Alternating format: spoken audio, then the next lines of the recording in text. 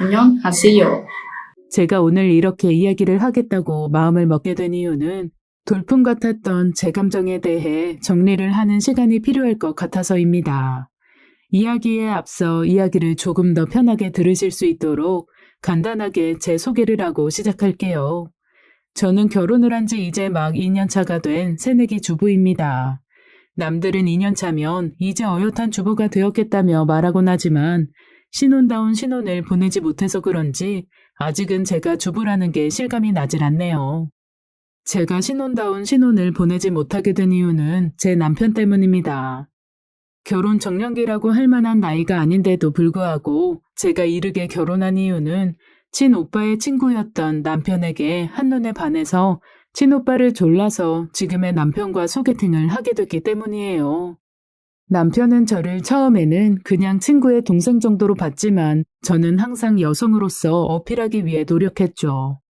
언제쯤 고백해줄까 매일 친오빠를 들들 볶기 일쑤였고 친오빠는 귀찮아 하면서도 남편과 저를 이어주기 위해 꽤 노력했습니다. 그런데 그 이유가 그런 이유였다는 걸 알았다면 친오빠에게 괜한 소리를 하지 말라고 말할 걸 하는 생각도 들어요. 저의 지극정성 덕분인지 남편은 제게 사귀자며 고백을 해왔습니다. 그런데 그날 이후로 남편은 바로 지방으로 발령이 나서 이동을 하게 됐어요. 저 또한 그 시기에 준비하고 있는 시험이 있었다 보니 의도치 않은 장거리 연애를 하게 됐죠. 남편은 그렇게 다정한 사람은 아니었습니다. 사실 무뚝뚝하다고 하는 게 더 맞을지도 모르겠네요. 전화를 먼저 하는 일도 그렇게 많지 않았죠. 제가 시간을 내서 보러 가는 일이 90% 정도였고 남편이 절 만나러 오는 일은 10% 정도였어요. 그런데도 저는 남편이 너무 좋아서 넌지시 결혼 이야기를 꺼내며 조르기도 했습니다. 그렇게 남편과 만난 지 1년이 되던 날 남편은 제게 꽃다발과 함께 반지를 줬습니다. 저는 1주년 선물이라고 생각했는데 이거 프로포즈 반지야. 라고 하더라고요. 참 무드 없는 프로포즈라며 다시 해달라고 칭얼거렸지만 사실 전혀 생각지도 못했던 터라 감동의 눈물도 조금 흘렸답니다.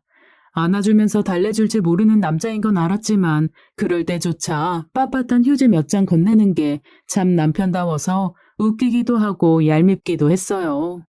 친오빠는 제가 프로포즈를 받았다는 이야기를 듣고는 너무 잘 됐다며 엄청 안도하면서 좋아하더라고요.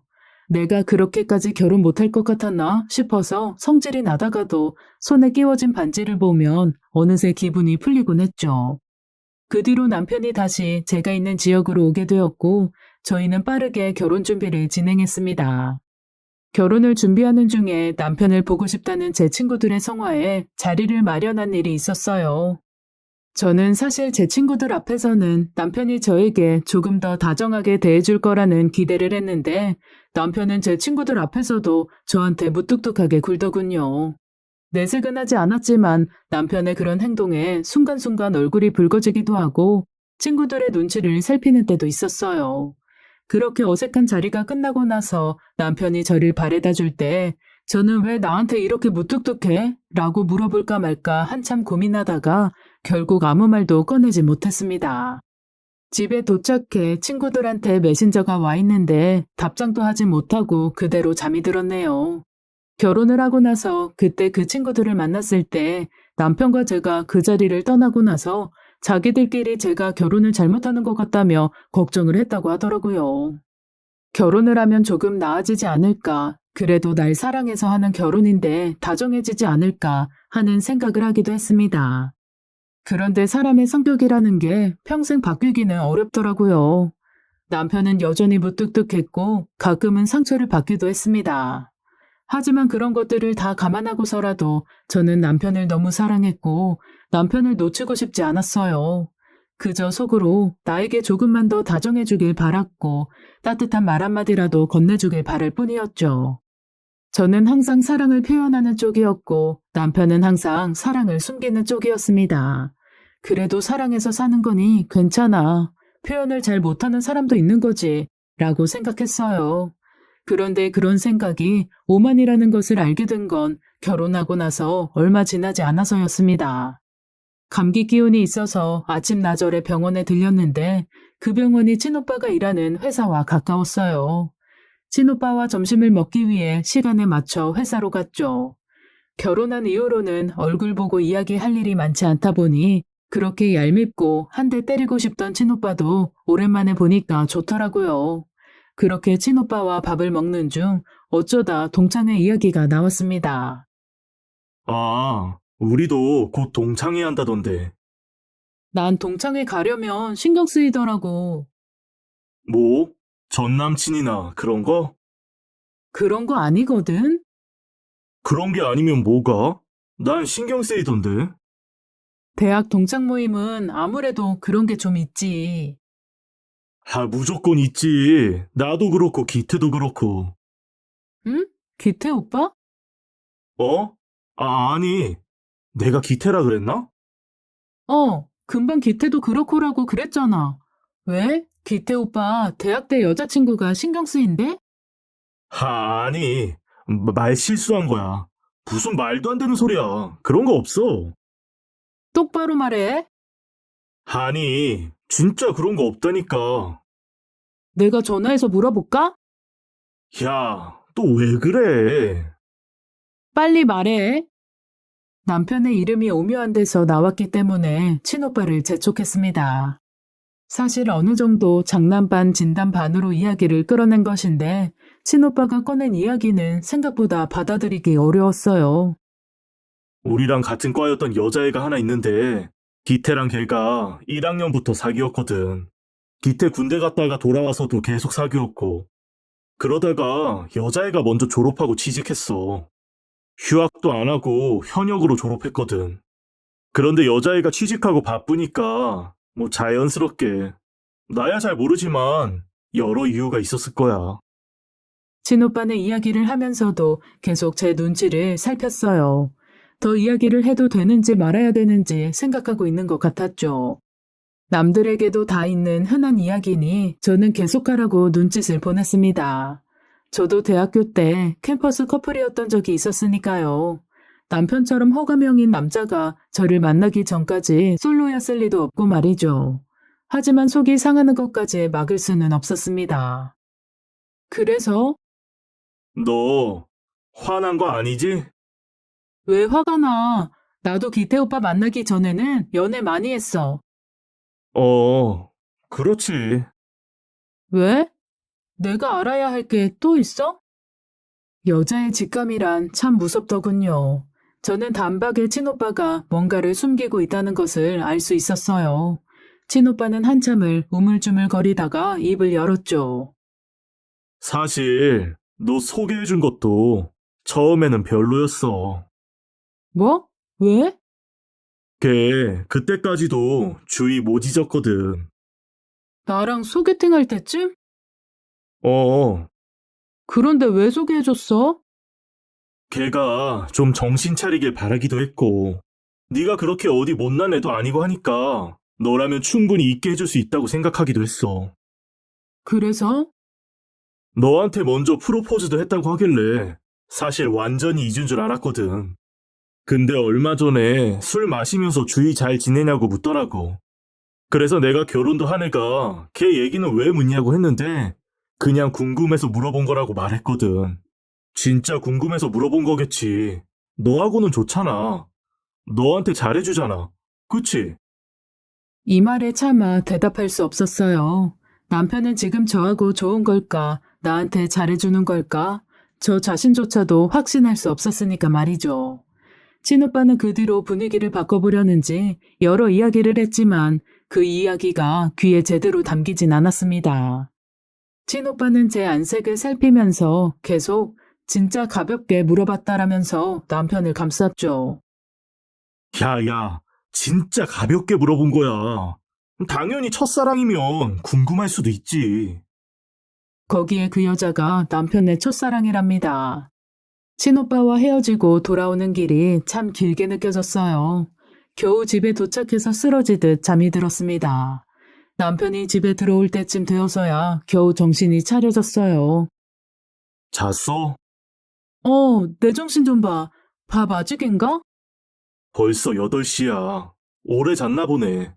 나 밖에서 먹고 왔어. 누구랑? 내가 말 안 했나? 오늘 동아리 모임 있어서. 오늘 친오빠에게 이상한 이야기를 들었는데 남편이 동아리 모임으로 밖에서 밥을 먹고 들어왔네요. 저는 누구를 의심하고 질책하는 성격은 못 되는데 가슴속 어딘가 의심의 불씨가 끓어오르는 걸 느꼈습니다. 여자도 있었어? 이런 질문을 해본 적이 없었어요. 남편도 당연히 그걸 알고 있기에 의아한 표정으로 저를 바라봤습니다. 저는 태연한 표정을 지을 수 없을 것 같아서 남편과 눈을 마주치지 않기 위해 고개를 돌려버렸죠. 왜 그래? 그냥 됐어. 괜히 물어봤어. 나 피곤해. 씻을게. 밥 안 먹었으면 얼른 먹고. 남편이 자리를 피하는 것처럼 느껴졌습니다. 내가 무슨 이야기를 꺼낼지 알기라도 하는 것처럼. 자고 일어나면 이런 기분 나쁜 감각도 사라질 거라고 생각했죠. 그런데 그날 이후로 평범했던 남편의 행동이 전부 의심스러운 행동처럼 보이기 시작했어요. 어떻게 보느냐에 따라서 사람이 달라진다더니 제가 남편을 의심하면서 보자 남편의 모든 행동이 의심스러워진 거였죠. 나 오늘 내로 보고해야 하는 보고서 있어서 서재에 있을게. 점심은 어떻게 할래요? 괜찮아. 별로 생각 없네. 남편이 서재에 틀어박히는 일은 많았습니다. 일이 많기도 해서 주말까지 할애해 일을 하는 것도 그렇지만 책이나 영화에 취미가 있어서 혼자 시간을 많이 가지는 편이었죠. 저는 그런 것들에는 그다지 관심도 없을 뿐더러 남편은 혼자서 시간을 보내고 싶어 했어요. 처음에는 남편의 그러한 부분을 존중해줬죠. 저 또한 저만의 시간을 가지곤 했으니까요. 그런데 지금은 서재에 틀어박히는 남편이 의심스럽기만 했습니다. 저 혼자 간단하게 점심을 먹고 과일을 깎아서 남편에게 가져다 줄 요량이었어요. 그러면서 슬쩍 뭘 하고 있나 보고 싶기도 했습니다. 아주 약하게 노크를 하고 벌컥 문을 열었죠. 남편은 무언가를 보고 있다가 급하게 서랍에 숨기며 저를 빤히 바라봤습니다. 놀라는 기색도 없는 것이 태연해 보이기까지 했죠. 보고서 다 썼어? 노크하고 들어오지 그랬어. 했는데 너무 집중해서 못 들은 거 아니야? 저희 부부는 서로 언성을 높이며 싸운 적이 없습니다. 저도 불필요한 싸움을 싫어하기도 했고 남편 또한 조용조용한 성격이었으니까요. 그런데 그 순간은 서로에게 불꽃이 튀었다고 해도 무방할 것 같습니다. 저는 소리가 나게 접시를 내려놨어요. 밥도 안 먹고 일하길래 과일 좀 먹으라고. 고마워. 신경 안 써줘도 되는데. 배고프면 말하고. 안녕하세요. 남편이 서랍 속에 숨긴 게 뭘까, 뭘 보고 있었기에 그렇게 급하게 숨긴 걸까 궁금했습니다.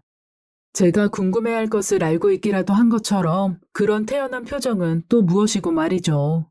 하지만 그렇다고 해서 제가 서재의 서랍을 열고 안의 내용물을 살펴볼 생각은 하지 않았어요. 그런 걸 판도라의 상자라고 부르는 것처럼 괜히 그것을 열었다가는 걷잡을 수 없는 일이 일어날 것만 같았죠. 남편의 입도 아닌 친오빠의 입으로 들은 이야기에 괜히 휘둘려서 남편과의 사이에 금이 가는 걸 원하지도 않았습니다.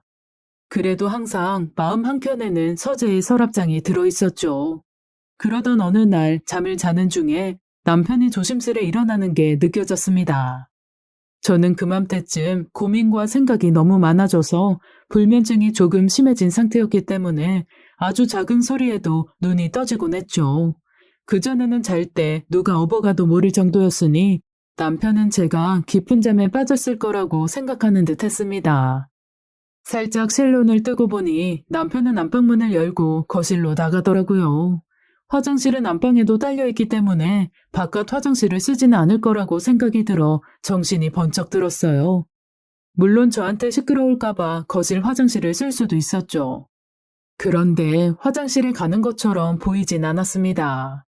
저는 남편이 나가고 조금 뒤에 남편을 따라 거실로 나갔어요. 서재에서 불빛이 살며시 새어나오고 있었습니다. 문을 덜 닫은 탓에 소리 없이 문을 조금 더 열 수 있었어요. 서재의 책상은 창문 쪽으로 나 있었기 때문에 저는 남편의 뒷모습을 볼 수 있는 구조였습니다. 그날 급하게 닫았던 칸에 서랍이 열려 있었고 남편은 사진 한 장을 꺼내 들고 앉아 있었습니다. 그 사진의 주인공이 누구인지는 모르겠지만 남편은 그 사진을 양손으로 잡고 흐느껴 울고 있었습니다. 남편의 어깨가 격하게 흔들렸고 저는 그 모습을 아무 소리도 내지 못하고 가만히 바라볼 수밖에 없었어요. 저는 남편이 들고 있는 사진 속 여자가 첫사랑 그녀라는 것을 알 수 있었습니다. 여기에서 당장 남편을 붙잡고 질책하고 싶었지만 저는 등을 돌려 안방으로 향했어요. 자신의 감정을 좀 채 드러내지 않던 남자가 내가 아닌 다른 여자 때문에 울다니. 그런데 저는 거기에서 아무 말도 하지 못했죠. 안방으로 돌아와 소리가 혹여 새어나갈까봐 이불을 머리끝까지 올려덮고 제 손등을 이로 깨물며 울었습니다. 남편은 한참 뒤에 돌아와 제 옆에 누웠는데 저는 눈물을 멈출 수도 잠에 들 수도 없었죠. 지옥 같은 밤이었습니다.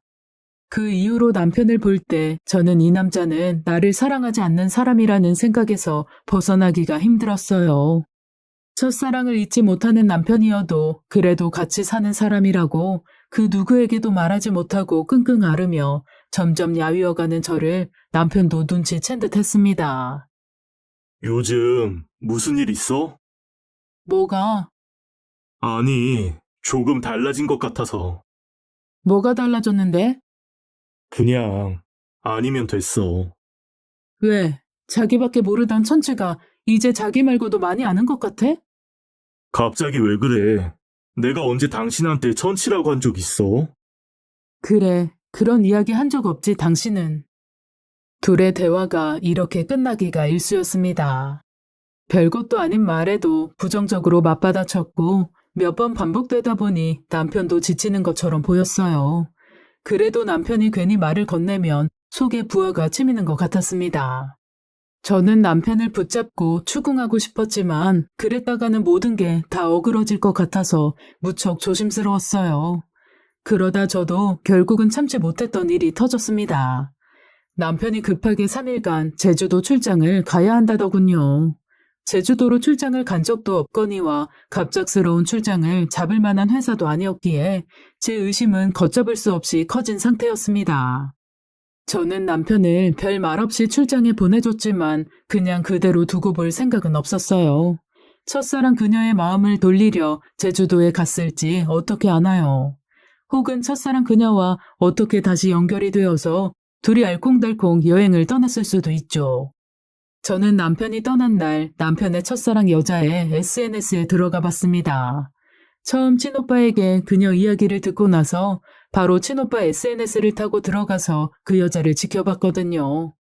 처음 들어갈 때는 혹시 제주도행 비행기표 사진이 있거나 제주도에서 찍은 사진이 나오면 어떻게 하나 엄청 심장을 졸였습니다. 그런데 다행히 제주와 관련된 최근 사진은 없었어요.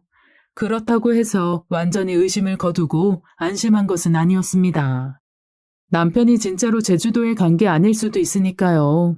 그렇다고 해서 괜히 회사에 확인 전화를 하거나 친오빠한테 묻는 것은 괜한 오해를 살 수도 있으니 그저 그 여자의 SNS를 3일간 하루도 빼놓지 않고 매시간 살폈어요. 그리고 그 여자가 제주도에 가지 않았다는 사실에 위안을 얻으면서도 계속 의심하고 불안해했죠. 그러다 마지막 날 남편의 첫사랑이 SNS에 꽃사진을 업데이트했습니다. 그 사진에는 우리의 재회, 이 꽃처럼 활짝 피기를, 꽃선물 오랜만이네 라는 짧은 글귀가 함께 적혀 있었습니다. 꽃은 노란색 프리지아, 남편이 제게 프로포즈를 할 때 건네준 꽃이었습니다. 장미도 아니고 프리지아가 뭐냐고 타박했던 그 꽃. 저는 몸은 물론 정신도 함께 무너져 내리는 것을 느꼈습니다. 핸드폰을 잡고 있는 손에 힘이 풀리고 떨어뜨린 핸드폰을 주울 힘도 생기지 않았죠. 한참을 그 상태로 앉아있다가 핸드폰을 들어 남편에게 전화를 걸었습니다. 정말 남편이 출장을 간 거라면 일하고 있을 시간이었기 때문에 전화를 받지 않을 걸 알았지만 뭔가 급한 일이 생겼다는 걸 눈치채주길 바랐죠. 역시 전화 연결은 되지 않았고 몇 시간 후 남편에게 전화가 왔어요. 무슨 일이야? 일하는 중에 미안. 무슨 일 있어? 무슨 일이 있다고 당신이 바람을 피우는 거 다 안다고 첫사랑 그녀에게 다시 돌아간 것도 알고 그녀를 아직도 잊지 못했다는 것도 안다고 그렇게 말하고 싶었는데 입이 떨어지질 않았습니다. 제주도 좋아? 일하러 왔는데 뭘. 나도 제주도 가고 싶어. 그래, 다음에 같이 오자. 그 말에 눈물이 쏟아져서 남편의 끈차는 말에 대답도 못하고 고개만 끄덕였어요. 남편은 이상한지도 모르고 전화를 끊었고 저는 이 모든 대화, 이 순간, 심지어는 결혼이라는 것 자체에 허무함을 느꼈습니다. 뜬 눈으로 밤을 새고 남편이 들어온 날 제 꼴이 말이 아니었을 텐데도 남편은 별말이 없더군요. 그냥 너무 피곤하니 씻고 좀 자겠다고 안방으로 바로 들어갔죠. 저는 남편이 벗어놓은 겉옷을 정리했어요. 무슨 말부터 꺼내야 할지 고민하면서 옷을 정리하다가 주머니에서 부산 출발 서울행 비행기표를 발견했습니다. 남편은 제주도가 아닌 부산에 다녀온 거였어요. 그리고 머릿속에서 여자가 부산에서 산다는 사실이 번뜩 스쳤습니다. 남편이 첫사랑을 만나고 온 것이었죠. 더는 참을 수 없었습니다. 남편을 따라 안방으로 들어갔어요. 씻고 있는지 안방 화장실에서 물소리가 들렸고 저는 욕실 앞에 비행기표를 손에 쥐고 가만히 섰습니다. 남편이 다 씻었는지 물소리가 끊겼고 곧 문이 열리고 밖으로 나왔어요. 깜짝이야. 뭐야, 여기 왜 서 있어? 제주도?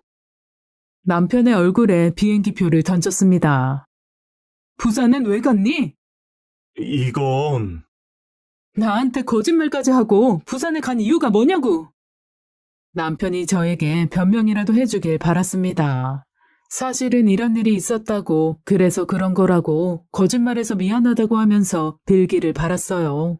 남편의 입에서 그 여자의 이야기를 듣고 싶지 않았습니다. 미안해. 뭐가 미안해? 너를 속여서. 그러니까 왜 속였냐고, 왜 속였냔 말이야. 말하기가 어려웠어. 뭐가? 날 안 사랑한다고? 사실은 다른 여자를 사랑했다고? 첫사랑을 못 잊겠으면서 왜 나랑 만났니? 왜 나랑 만나서 나를 이렇게 비참하게 만들어? 나한테 결혼을 왜 하자고 했어? 왜 나랑? 무슨 소리야? 당신 그 여자 보러 부산 간 거잖아. 그 여자라니. 다 들킨 마당에 시침이 떼지 마.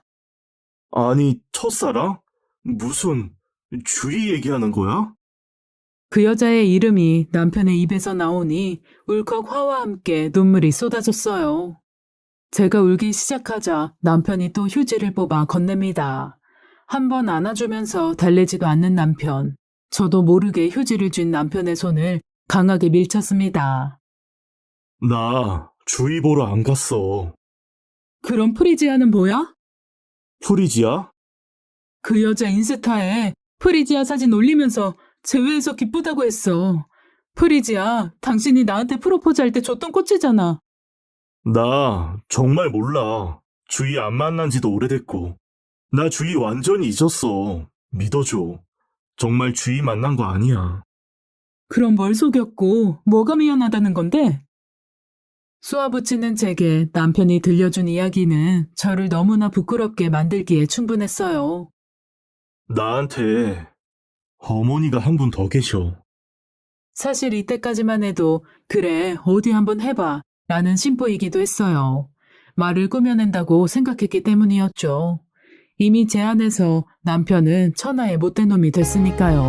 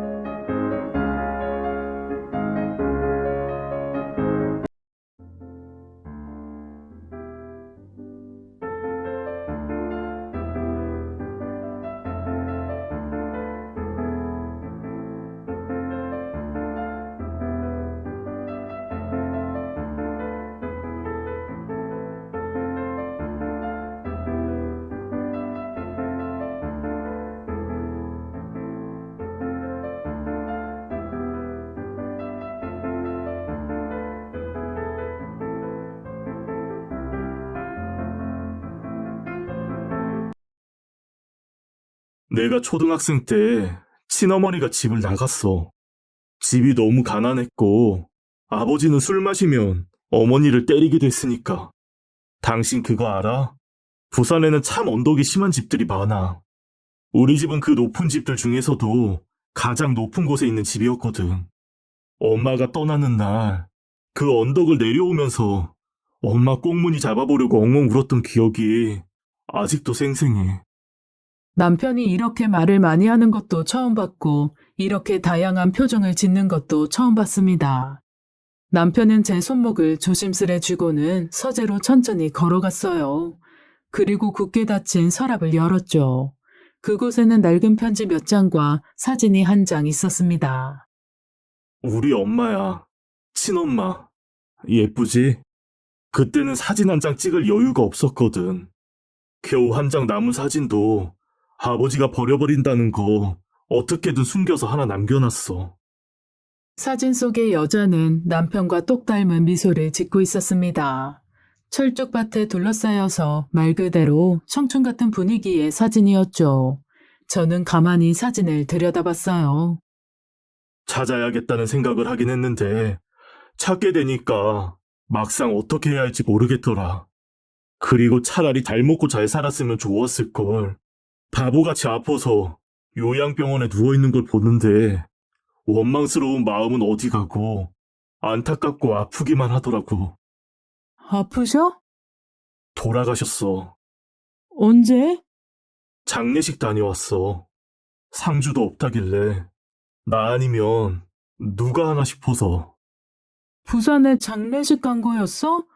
왜 말 안 했어? 왜 날 바보로 만들고, 왜 날 나쁜 년을 만들어? 너는 화목한 가정에서 자랐잖아.